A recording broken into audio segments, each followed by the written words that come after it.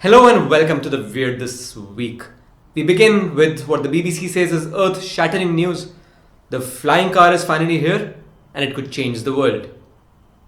Okay, that's the headline. Let's see, let's take a look. Let me try to, on my fake laptop, dig out a photo. Here it is.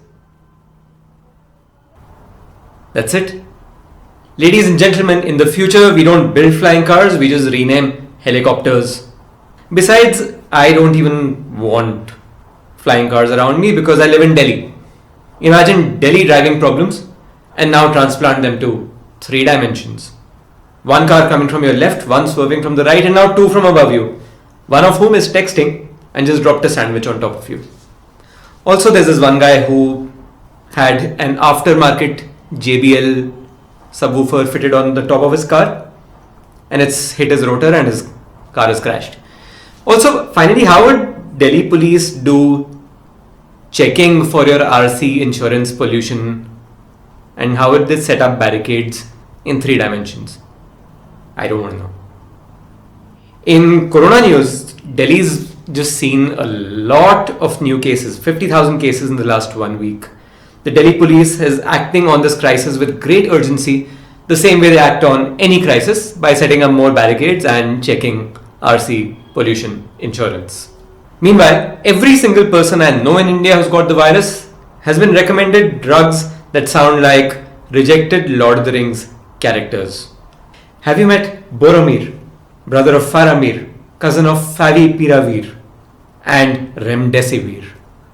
Meet their uncle Favilavir and his sisters Lopinavir and Ritonavir. These are real medical names. Chloroquine is famous for killing the leaders of the Uruk-hai, Tocilizumab and Lenzilumab, with the help of Gimli the dwarf's cousin, Dapagliflozin. These are real medical names. Meanwhile, Regeneron has developed an experimental drug cocktail to fight the virus. Now, experimental drug cocktail might be a great name for an ironic hipster band. You already know they have a ukulele. But it's not something I would like to hear when I'm in the hospital with a breathing problem. Also, the name of the company, Regeneron. They sound like a company that would hear about the problems in Jurassic Park and say, let's buy them out and make it bigger and better, and let's just, mate all the raptors and the T-Rexes and Indominus Rexes just to see what happens. In non-corona but still corona news, the police in Pune have arrested 2 people for possession of 37 kgs of ganja. They released a photo. Let's see what that looks like. Now, why in this photo are only 2 people wearing a mask? And those 2 people also, it's very obvious, A, don't want to be in this photo, and B, don't want to be wearing those masks. In vaccine news, Moderna has announced that its vaccine is actually 94.5% effective in fighting the virus, which is horrible news because it can't make it to Stephens. It's not enough for SRCC, for Hindu.